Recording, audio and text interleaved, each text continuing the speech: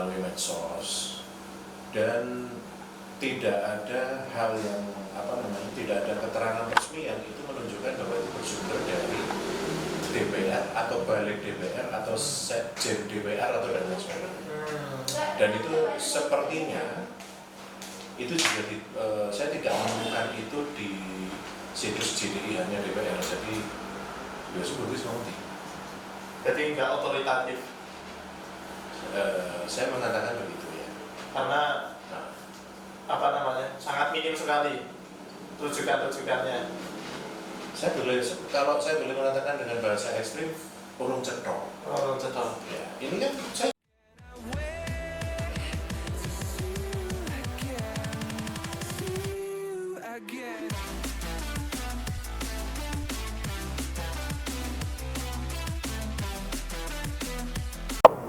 teman-teman semua, siang hari ini kita sudah sama Pak Wawan dari JE Lawyers Firm, firma hukum JE Lawyers. firma hukum JE Lawyers. Ini kantornya di Jogja ya Pak ya? Ya, kantor Jogja. Kantor di Jogja. Sudah berpengalaman ya? Alhamdulillah pengalaman itu ada. Oke, jadi siang hari ini kita mau ngobrol yang baru rame. Jadi yang baru rame,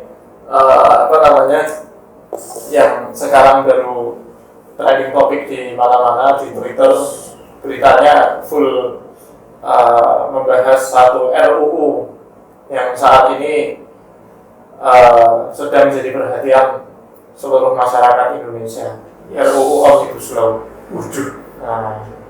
Nah ini RUU Omnibus Law ini cukup kontroversial karena memancing demonstrasi dan tanggapan-tanggapan mulai dari guru besar, pejabat sampai mahasiswa kayak gitu. Nah ini kita mulai dari sebetulnya pertanyaan kayak gitu. Sebetulnya Omnibus Law itu apa? Nah ini pertanyaan mendasar kayak gitu. Kok ada Omnibus Law sampai sekarang yang kemudian di demo kayak gitu. Baik. Assalamualaikum warahmatullahi wabarakatuh. Waalaikumsalam. Ya, ini sebetulnya pertanyaan yang bagi saya cukup sulit menjawab juga, Mas. Ya, karena saking banyaknya draft yang beredar di masyarakat, baik itu pada proses-proses awal Omnibus Law itu dibentuk, dari berbagai pihak juga nyebar, begitu ya, dan itu tersebarnya itu di medsos, dibaca oleh semua orang dengan pemahaman yang sangat beraneka ragam. Jadi semua orang memahami Omnibus Law ini pada akhirnya pemahaman tersebut tidak sama, tidak utuh, dan ujung-ujungnya akhirnya tidak ada komunikasi atau kesepakatan secara utuh antara pembentuk undang-undang dan hal ini pemerintah dan DPR dan juga masyarakat. Kalau dibilang Omnibus Law apa? Kalau saya mungkin lebih mungkin kalau bahasa jalanannya disebut undang-undang korongan gitu, atau barangkali lebih pas disebut sebagai undang-undang yang merubah atau menghapus atau menambah banyak ketentuan terkait dengan penciptaan lapangan kerja, perizinan berusaha, terus bentuk-bentuk kelembagaan semacam koperasi dan lain sebagainya. Dan itu yang sudah ada diatur di undang-undang itu dirubah menjadi, dan ini dirubahnya dijadikan satu undang-undang tersendiri bernama Undang-Undang Cipta Kerja. Kalau dibilang Omnibus Law itu apa itu? Satu undang-undang tapi merubah, menghapus atau menambah ketentuan banyak undang-undang. Oke. Berarti semenjak undang-undang itu disahkan oleh DPR kemarin, dunia bisnis dan tenaga kerja kita tidak lagi sama, gitu ya Pak ya? Boleh dikatakan. Oke. Setidak-tidaknya tidak sama dalam konteks kenyamanan masing-masing. Ya. Zona nyaman dan zona aman masing-masing itu sekarang tidak sama. Oke. Ya gitu. Nah, Untuk apa namanya Omnibus Law ini kan kemarin ini Pak sudah disahkan kayak gitu. Tapi juga menuai banyak komentar kayak gitu. Meskipun sudah disahkan di DPR, tapi tiba-tiba ada komentar dari balik kalau naskahnya ini belum sempurna kayak gitu. Dan ini jadi sorotan berita hari ini. Nah, dan jadi pembicaraan ini gimana ini kayak gitu. Nah, itu sebetulnya proses penyusunan undang-undang sendiri itu gimana sih, Pak? kalau proses penyusunan atau pembentukan undang-undang sendiri itu sudah ada undang-undang yang atur, Mas. Undang-undang 12 2011, Undang-undang 12 tahun 2011, dan juga ada perubahannya yang disahkan di tahun kemarin. Saya agak lupa nomornya, tapi undang-undang itu ada. Nah, intinya memang ini jadi pertanyaan kita semua, gitu ya. Undang-undang sudah disahkan di paripurna DPR kemarin, tetapi draftnya ini belum final. Gitu. Saya pikir itu juga jadi pertanyaan kita semua. Saya juga bertanya, Mas. Kalau Anda bertanya, saya juga bertanya, kenapa? Karena pada akhirnya, karena undang-undang ini isinya adalah merubah undang-undang yang sudah ada. Maka bagaimana per hari ini ketika misalnya pemerintah bikin kebijakan yang terkait dengan hal-hal yang diatur dengan undang-undang ini, Omnibus Law ini, apakah undang-undang ini sudah dapat diaju atau belum, itu jadi pertanyaan semua orang kan? Gitu kan? Kalau jadi pertanyaan semua orang, kalau misalnya memang bisa diaju, pertanyaannya nomor undang-undangnya mana? Tahun pembuatan undang-undangnya mana? Di undang-undangnya. Nomor lembaran negaranya mana dan tahunnya. Dan juga tambahan lembaran negaranya itu nomor berapa gitu. Jadi kita juga belum tahu. Itu belum dirilis, Pak. Belum ada rilis tentang itu. Setidak-tidaknya saya belum mendapatkan itu. Gitu ya. Setidak-tidaknya saya belum mendapatkan itu. Nah. Oke. Jadi informasi yang lain itu, Pak, itu juga di dalam undang-undang itu ada salah catat ya gitu. Salah ketik. Nah, itu kalau misalnya salah ketik itu sudah disahkan ya gitu, Pak. Undang-undang itu bisa direvisi nggak, Pak? Terus terang, saya hanya bisa menjawab dengan undang-undang ini sudah disahkan di paripurna. Tetapi belum sepanjang monitor saya itu belum masuk di lembaran negara. Sampai kemarin sore setidak-tidaknya saya mengamati terakhir undang-undang ini atau RUU ini lah gitu ya. Makanya itu juga di pertanyaan kita, apakah kemudian undang-undang ini sudah bisa diaju atau belum? Kalau sudah bisa diaju, teks undang-undangnya mana? Memang sudah ada ya perbuatan seperti apa namanya, isi yang di sini tertulis sebagai versi final dari Undang-Undang Cipta Kerja. Saya juga dapat ini dari teman-teman koperasi, dari teman-teman ini saya juga dapat di banyak grup WA saya dapat, banyak grup WA saya dapat. Tapi terus terang, ketika saya memperoleh ini saya bingung gitu, karena kalau ini mau diaju, ini sudah bisa diaju atau belum? Karena kalau saya ngacu, masa saya harus menyebutkan undang-undang nomor titik-titik tahun titik-titik, gitu kan? Kan gimana tuh? Bingung. Saya bingung terus terang itu. Dan saya kira saya berhak bingung gitu, dan saya berhak menyuarakan kebingungan saya terus terang itu. Saya penegak hukum, saya pengacara, Mas. Ketika saya ditanyai klien saya terkait dengan ini, maka saya harus menjawab. Untungnya si per detik ini belum ada yang tanya ke saya. Oke. Terkait Omnibus Law, Pak, itu kan ini banyak gojekan juga gitu. Kata Hotman Paris itu Omnibus Law adalah uang gitu. Karena Omnibus Law nanti ketika Omnibus Law itu terbit, banyak pengusaha yang akan menelaah dan bertanya kepada orang yang paham hukum. Sebetulnya apa sih Pak yang nanti bakal kira-kira itu ditanyakan oleh pengusaha kayak gitu?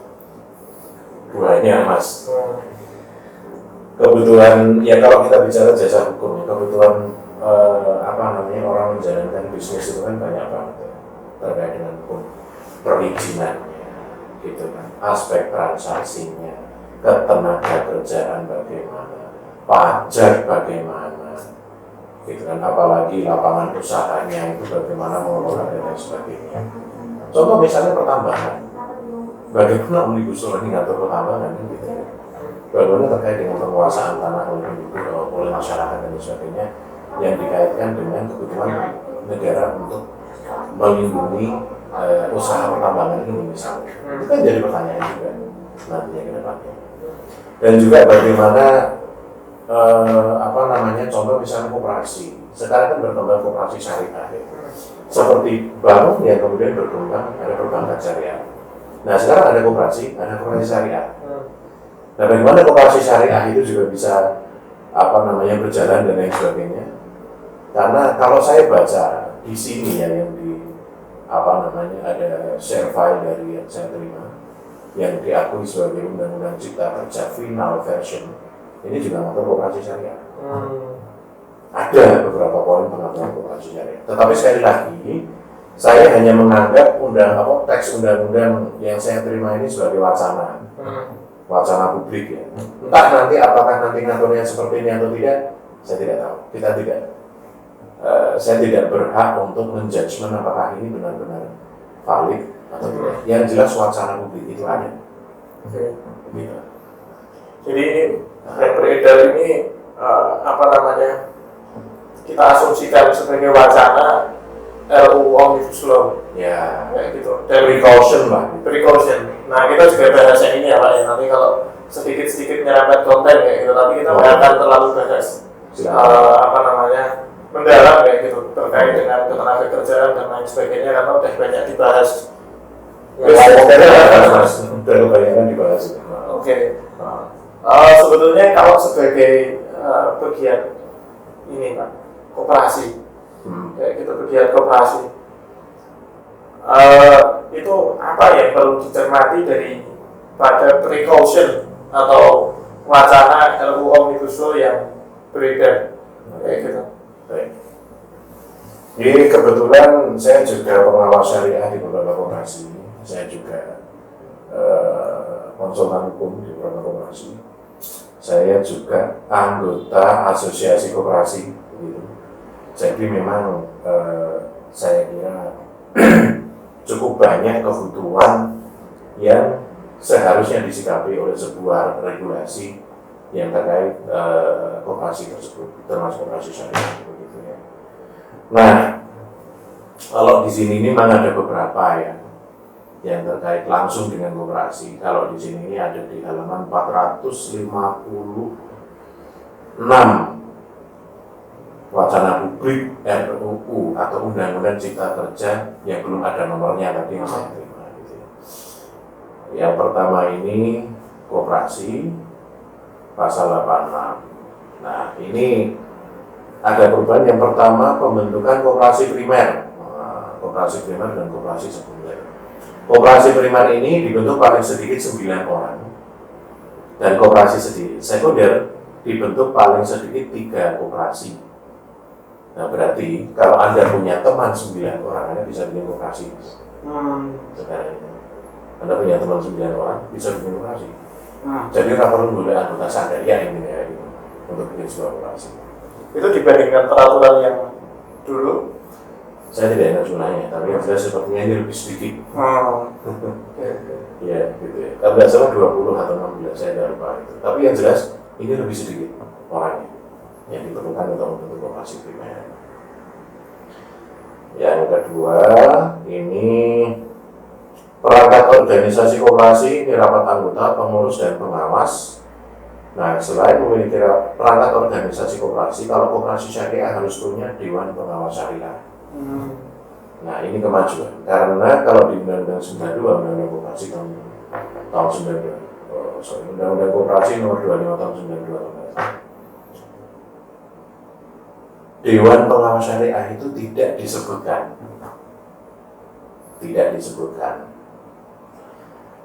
Dan koperasi koperasi syariah sendiri juga tidak ada gitu di Undang-Undang 92. Ini ada kemajuan koperasi syariah ini sudah disebutkan. Kalau memang benar pada akhirnya draft ini yang digunakan. Ini berarti keuntungan. Karena apa? Di sini jelas koperasi syariah wajib memiliki dewan pengawas syariah.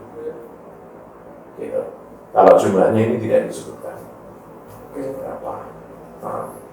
Selain terkait dengan keanggotaan dan kehadiran Dewan Pengawas Syariah yang lebih diakomodasi ya, kalau bahasanya oleh wacana RUU yang beredar ini, RUU Omnibus Law yang beredar ini, apa lah poin penting lainnya kayak gitu yang jadi perhatian kayak gitu untuk koperasi syariah? Kalau yang menarik itu satu, rapat anggota sekarang boleh daring. Oh gitu. Oleh Zoom, Mas. Kalau dulu rapat anggota namanya RAT itu ya, rapat anggota tahunan itu harus ada di satu tempat atau satu gedung tersendiri, terus di situ dihadiri anggota, ada penyampaian laporan dan sebagainya, pemilihan pengurus dan sebagainya kalau ada pemilihan pengurus. Terus juga ada jika perlu ada pergantian pengurus juga ditetapkan di situ. Terus kalau ada pengawas syariah juga ditetapkan di situ. Nah sekarang bisa daring. Kalau daring kan jangan ngerti deh, Mas. Anda bisa rapat anggota tahunan koperasi sambil masak di dapur. Yang penting di Zoom kalau pusat gitu. Nah itu. Artinya sebenarnya ini kemudahan sebenarnya di satu sisi. Kalau dulu orang harus hadir secara fisik, ya di satu gedung itu dan menggunakan pakaian panas itu, Anda di rumah pakai Zoom, gitu ya. Anda berpakaian semau Anda yang penting sopan selesai. Gitu kan. Ada sarungan juga boleh, Mas. Gitu ya. Jadi ini di satu sisi. Nah yang kedua, yang berikutnya adalah ini jelas, koperasi ini harus mempunyai Dewan Pengawas Syariah. Ini kalau di sini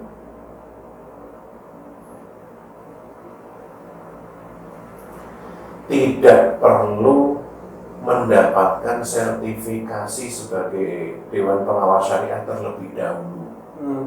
Kalau dulu ada sempat regulasi ini, orang yang bisa diangkat menjadi Dewan Pengawas Syariah di BNT itu adalah orang yang punya sertifikat sertifikat DPS dari MUI, DSN MUI, dan juga dari lembaga sertifikasi gitu. Ada juga yang kebijakan atau ada juga regulasi yang kemarin dari Kementerian Koperasi yang terakhir itu terkait dengan DPS itu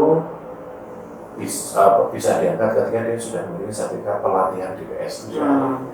Tetapi kalau di sini tidak disebutkan, dia hanya disebutkan pernah mendapatkan pembinaan. Artinya apa? DPS itu mengangkat orang saja, itu sudah bisa. Kalau BNT, pembinaannya nyusul. Setelah dia diangkat, lagi dibina.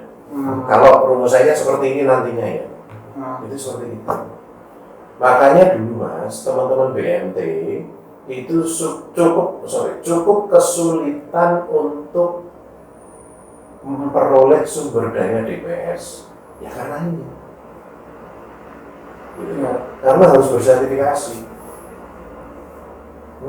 Saya baru kali ini ngerti sertifikat pengawas syariah itu bisa mengalahkan kompetensi seorang mantan hakim atau seorang pengajar hukum ekonomi syariah.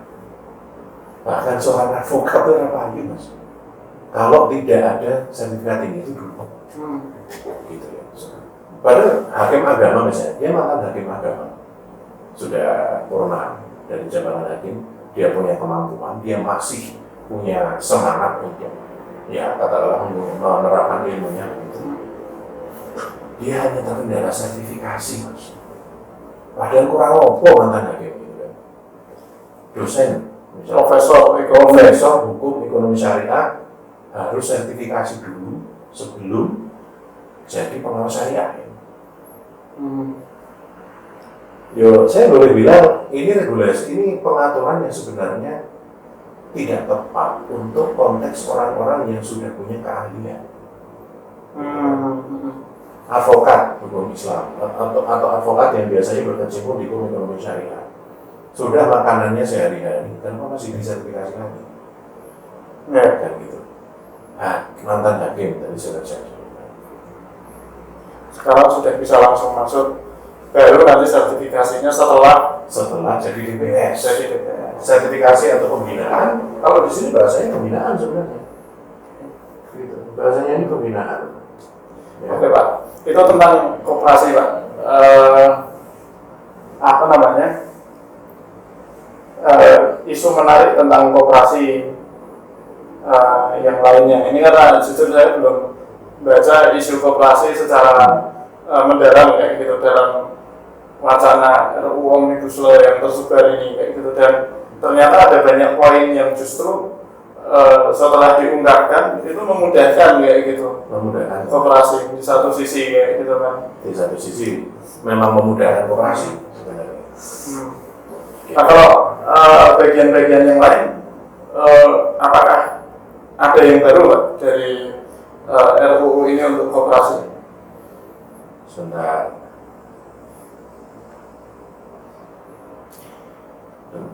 Simpanan.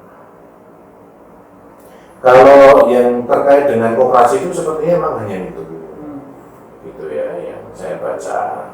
Nah, kalau yang terkait dengan kalau koperasi itu memang hanya terkait. Cuma mungkin saya hanya bisa kita mungkin bisa mengeksplor hal yang lain yang terkait dengan binaan koperasi. Binaan koperasi itu siapa? Rata-rata UMKM, gitu kan, UMKM. UMKM ini cukup banyak yang diatur di sini. Nah, kita buka kepean dulu ya. Nah. Oke. UMKM itu ada di poinnya adalah setelah koperasi.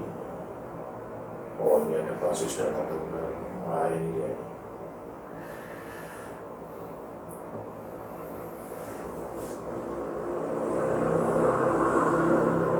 Nah, ini. Ini kalau UMKM yang ada di sini lumayan banyak pengaturannya, gitu ya. Ini ada terkait dengan kriteria yang masuk UMKM itu seperti apa? Kriteria masuk apa? Hanya kalau di sini kriteria usaha mikro, kecil dan menengah itu diaturnya dengan peraturan pemerintah. Mungkin pembentuk undang-undang kepengen pengaturan kriteria UMKM ini lebih fleksibel. Ya, kalau dulu di undang-undang UMKM, misalnya ada aset UMKM itu, kalau dulu kan basisnya aset ya, berapa aset sekian miliar ini masuk usaha mikro, aset sekian miliar masuk pengusaha kecil, aset sekian masuk pengusaha menengah, gitu itu ada. Jadi kalau ini sekarang ini cukup diatur di peraturan pemerintah. Jadi nggak secara detail diatur di RUU ini. Ya, secara detail tidak diatur di RUU ini. Kalau saya mungkin ini lebih masuk akal sebenarnya. Kenapa? Karena kan kalau kita bilang kondisi ekonomi dan lain sebagainya, bisa jadi usaha yang sekarang nilainya katakanlah 10 juta rupiah asetnya, mungkin kalau pedagang pasar itu dia punya hanya usaha aset 10 juta rupiah atau income 10 juta rupiah dan lain sebagainya per bulan atau per tahun, dia mungkin masuk usaha kecil misalnya atau usaha mikro. Bisa jadi sebulan ke depan dia masuk usaha yang lebih mikro lagi misalnya. Atau sekarang usaha menengah, dia masuk lagi kemudian usaha sekarang usaha menengah, ke depan dia mau usaha mikro. Karena apa? Bisa jadi juga asetnya jatuh. Artinya ada faktor subjektif di sini, faktor orangnya. Bisa jadi juga memang ada faktor eksternal. Misalnya apa, kenaikan harga yang luar biasa. Gitu kan, sehingga penerapan ketentuan aset UMKM sebagai kriteria sebagai alat untuk memenuhi kriteria itu sudah tidak lagi relevan. Saya itu terlalu rigid ketika itu ditentukan undang-undang. Bayangkan ada bayangan yang jelas untuk meningkatkan aset untuk meningkatkan status orang saja. Misalnya mikro, dia harusnya menjadi usaha menengah, dari usaha menengah turun ke usaha mikro. Anda harus mengubah undang-undang. Gitu kan? Kalau mengubah PP mungkin masuk akal. Gitu. Karena tidak perlu rebutan dengan DPR. Nah ya gitu. Mungkin masuk akal. Jadi ini kalau di satu sisi menarik untuk dilihat pelaku UKM yang dia nggak berbasis aset ya Pak ya. Jadi kalau sekarang ini kan banyak orang-orang internet marketing gitu, misalnya jualan lewat Facebook kayak gitu. Tiba-tiba omsetnya bisa jual produk banyak, omsetnya sebulan miliaran kayak gitu. Cuma asetnya kan secara tangible itu nggak ada kayak gitu, yang bisa diraba. Asetnya paling cuma akun Facebook, habis itu barangnya juga dropship dari orang lain kayak gitu. Dia cuma modal iklan aja, habis itu ngambil profit 100% dari situ misalnya. Itu kan isinya omset tok tapi nggak ada aset kayak gitu. Dan ini banyak terjadi kayak gitu di Indonesia. Dan apa mungkin Pak nanti dengan ya mungkin semua kemungkinan ada ya. Tapi apa mungkin yang seperti itu juga jadi bagian yang dilihat kayak gitu dari UU ini? Seharusnya iya. Seharusnya iya. Gitu. Jadi kalau bicara soal omset, kan di sini begini, ditentunya di pasal ini adalah kriteria usaha mikro, kecil dan menengah dapat memuat modal usaha, omset, indikator kekayaan bersih, hasil penjualan tahunan atau nilai investasi, insentif dan disinsentif, penerapan teknologi ramah lingkungan, kandungan lokal atau jumlah tenaga kerja. Artinya kan kriterianya banyak, tidak hanya aset atau omset, kan gitu kan. Ya, seperti tadi Anda bilang, kira-kira itu masuk usaha mikro atau usaha apa gitu kan? Apa aset nggak ada. Bisa jadi dia kalau dilihat dari aset pribadi, dari motornya gitu, gitu kan. Tapi skala transaksinya miliaran misalnya, gitu kan. Juga startup yang modelnya valuasi, Gojek, Tokopedia kayak gitu, gitu kan. Artinya kan sekarang kalau kemudian kriteria UMKM saja harus ditentukan di undang-undang, alangkah sulitnya pembuat kebijakan menyesuaikan kebijakan yang akan dibuatnya dengan undang-undang yang berlaku. Alangkah sulitnya. Gitu. Jadi sebenarnya dalam hal-hal ini memang ada peluang atau ada manfaat bagi UMKM sendiri untuk katakanlah dimasukkan kemana, karena dia dimasukkan kemana dan sebagainya kan itu nanti akan berkorelasi positif dengan kebijakan yang nanti akan diterapkan ke mereka. Ya begitu. Ada dampaknya sebenarnya. Saya yang mengatakan ada dampaknya. Saya nggak mau mengatakan ini positif atau negatif.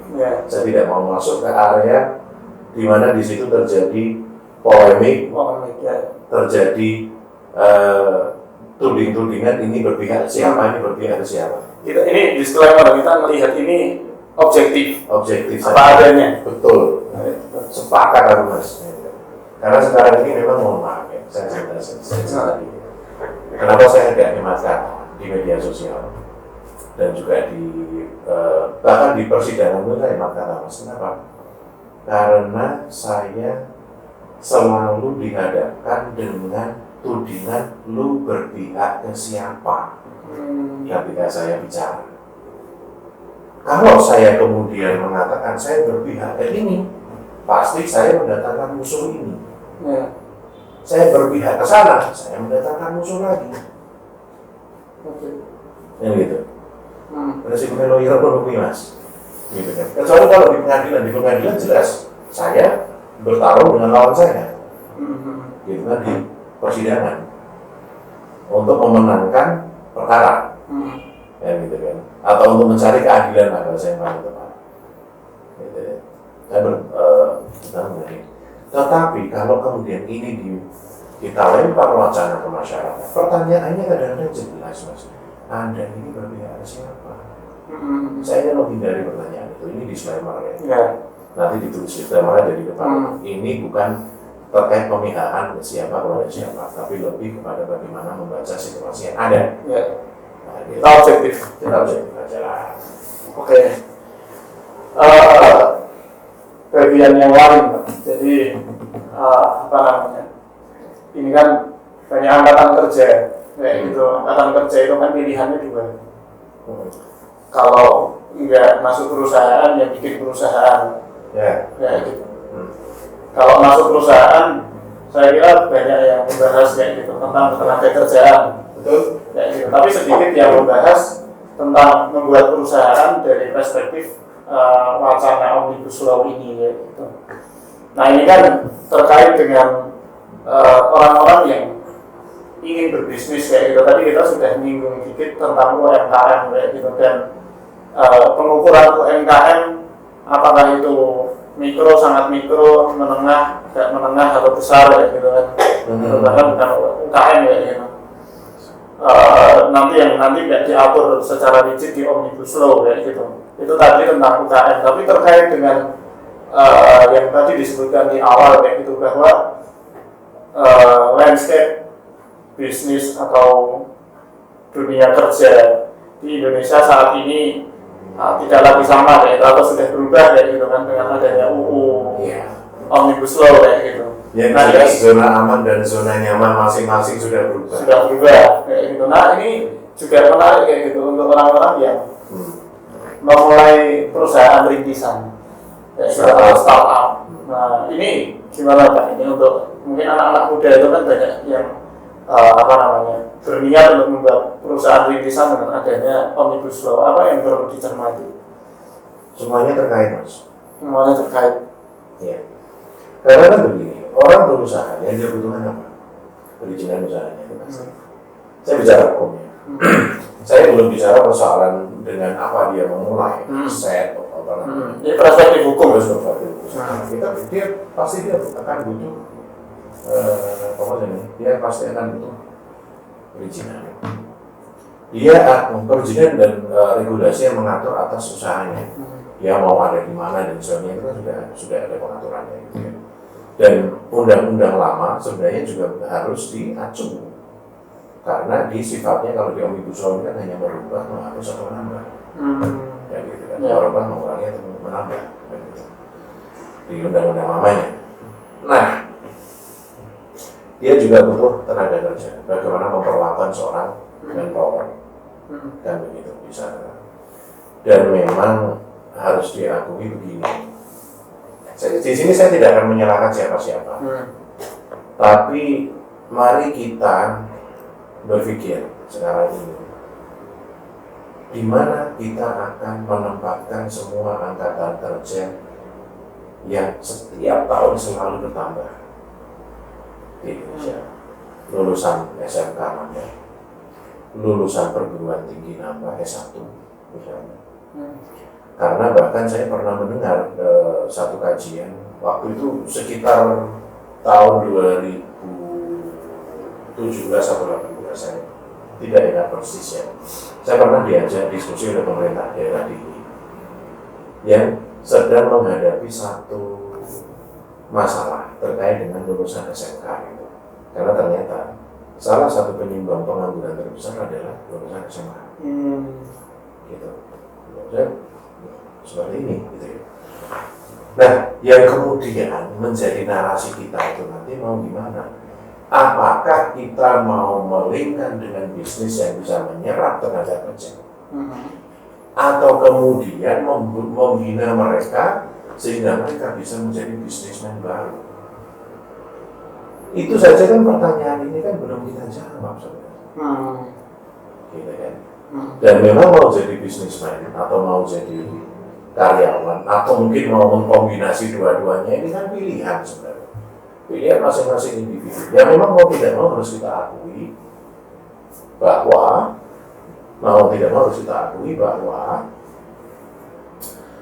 mindset banyak orang di antara kita ini kan masih ada bahwa setelah lulus ya melamar kerja. Gitu kan. Setelah lulus ya melamar kerja. Gitu. Kalau semua orang begitu kan pada akhirnya akan terjadi rebutan lowongan kerja. Lowongan kerja yang hanya tersedia untuk 2 orang misalnya diperebutkan oleh 20.000. Ya. Apalagi mohon maaf, saya harus mengatakan bahwa di masyarakat kita ini mindset masih ada mindset bahwa kemapanan itu diukur dari ketika mereka diterima menjadi pegawai negeri sipil atau pegawai negeri militer atau tentara gitu ya, anggota TNI atau kepolisian. Artinya apa? Itu satu hal yang saya kira mindset di masyarakat ini memang harus kita rubah. Artinya ketika tadi Anda mengatakan di Omnibus Law, ini Omnibus Law ini sebenarnya kalau pengawasannya memang ini memang sangat terkait dengan ketika orang mau mulai usaha apa yang harus dia pahami terkait dengan hukum Indonesia. Sebenarnya dia cukup mencermati ini. Cuma memang ada beberapa hal yang menjadi PR pemerintah bahwa banyak peraturan pemerintah yang diamanahkan di sini. Seberapa cepat pemerintah itu menyusun itu, gitu ya. Dan memberikan ruang, yang paling penting juga memberikan ruang bagi para pengusaha startup atau misalnya pengusaha startup kemudian pebisnis pemula kayak gitu untuk dia berusaha di sini. Dan sebenarnya masalahnya itu aja. Gitu kan. Oke. Satu hal Pak. Tadi ada kita bicara tentang pendidikan ya gitu. Omnibus Law ini kalau tadi sempat ada menukil data kayak gitu ya, data terkait dengan mungkin data tenaga kerja kayak gitu yang semakin tahun itu semakin bertambah dengan seiring bertambahnya lulusan sekolah. Ada SMK, ada sarjana kayak gitu dan seterusnya. Adakah di Omnibus Law ini yang berbicara tentang pendidikan kayak gitu? Karena ini kan omnibus ya, bus besar kayak gitu, yang itu tuh memuat semua kayak gitu. Omnibus Law ini juga membahas atau menyinggung tentang isu pendidikan nggak sih Pak? Kalau yang saya baca di sini, sepanjang yang bisa saya baca ini tidak ada yang menyinggung sebenarnya. Atau perizinan, paling hanya perizinan terkait pendidikan. Itu kan yang terkait dengan perizinan. Perizinan. Mungkin sebenarnya memang saya agak deg-degan juga ketika menjawab pertanyaan Anda, termasuk ketika jadi dari koperasi tadi karena ini masih wacana publik mas gitu. Ini masih wacana publik. Kalau memang ini memang draft final, ya itu tadi masalah karena belum ada. Tapi mungkin begini, yang perlu kita berikan penegasan bahwa sekarang ini institusi penyelenggara pendidikan itu kan luar biasa banyak. Ada pemerintah, ada non pemerintah. Nah, sekarang ini bahkan, mohon maaf, saya juga habis diajak oleh pemerintah daerah DIY untuk mencermati regulasi bidang pendidikan menengah. Kita juga habis mencermati regulasi tentang revitalisasi SMK seperti itu.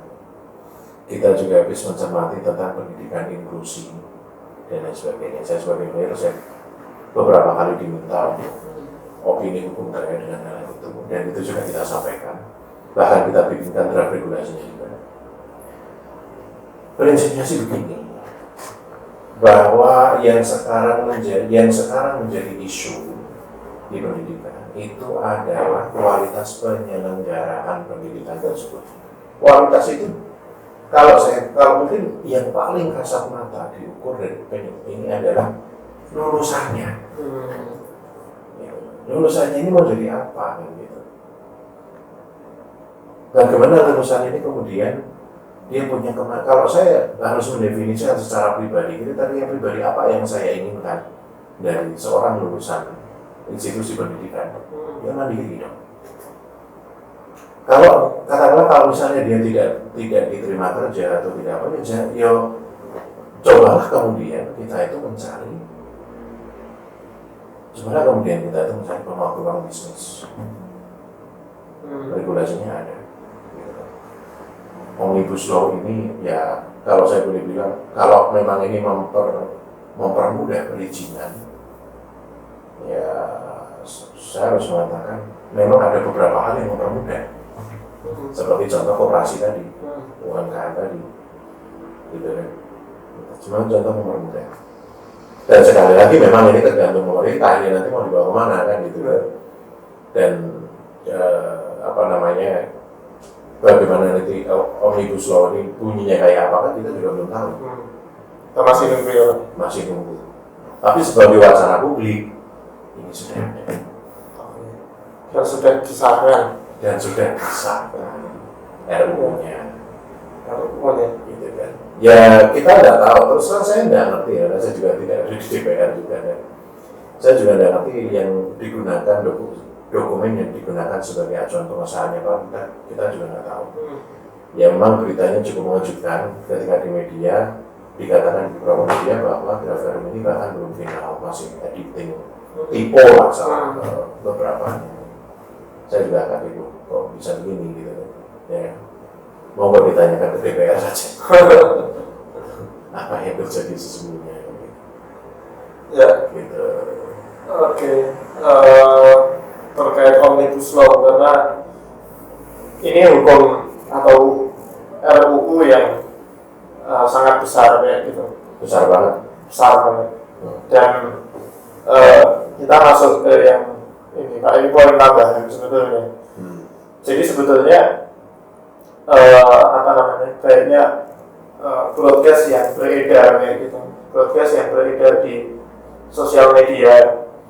Itu broadcast yang beredar yang bicara tentang Omnibus Law itu begini itu acuannya wacana Omnibus Law yang ditulis draft final ini ya Pak. Saya nggak ngerti maksudnya itu.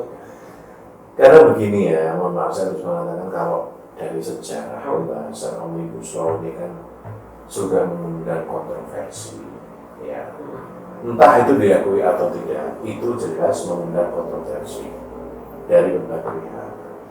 Dan saya itu mungkin dulu pernah saya memegang draft Omnibus Law ini, saya pegang 2 draft berbeda, itu pernah. 2 draft berbeda gitu. Nah sekarang ini juga ada draft yang diedarkan entah oleh siapa, tapi saya menemukan entah pertamanya oleh siapa yang mengedarkan, tapi saya menemukan ada di beberapa grup yang ketika saya bandingkan itu sama isinya. Cuma ketika kemudian dari Badan Legislasi DPR menyampaikan bahwa ini masih dalam perbaikan atau penyempurnaan begitu ya. Ini berarti ini belum bisa dipakai gitu Mas. Gitu. Belum bisa jadi acuan. Termasuk acuan untuk yang tadi kita bahas di awal, bahkan kalau ada peraturan atau ada kebijakan atau keputusan yang perlu segera diambil yang memerlukan landasan RUU ini, itu belum bisa diputuskan ya Pak ya? Saya sudah menjawab itu. Oke. Ya itu tadi karena ini belum jelas. Gitu. Ya. Ini kan perkembangannya jelas, ini kan jam per jam. Kalau ini terakhir saya akses kan kemarin sore ya, saya terima terakhir ini kemarin sore. Ya.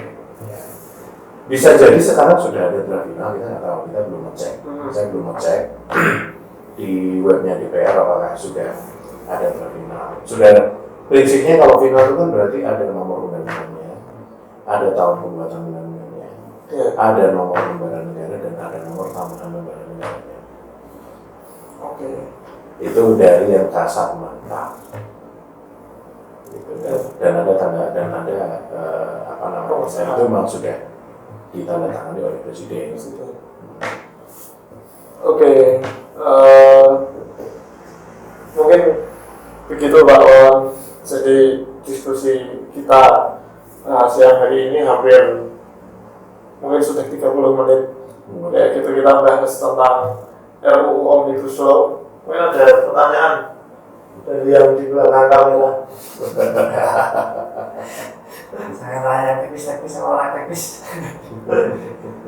Oke, terima kasih Pak Wawan atas waktunya yang meluangkan waktunya yang berharga untuk diskusi terkait dengan perspektif hukum di RUU Omnibus Law ini. Moga-moga bermanfaat. Ini sekali lagi disclaimer kayak gitu. Disclaimer. Jadi banyak yang kita disclaimer dari pembahasan atau diskusi kita pada siang hari ini. Yang pertama itu kita nggak memihak, kita mencoba objektif, clear melihat permasalahan, melihat RUU. Kemudian yang kedua, kita juga menjadikan acuan itu wacana draft RUU yang beredar gitu.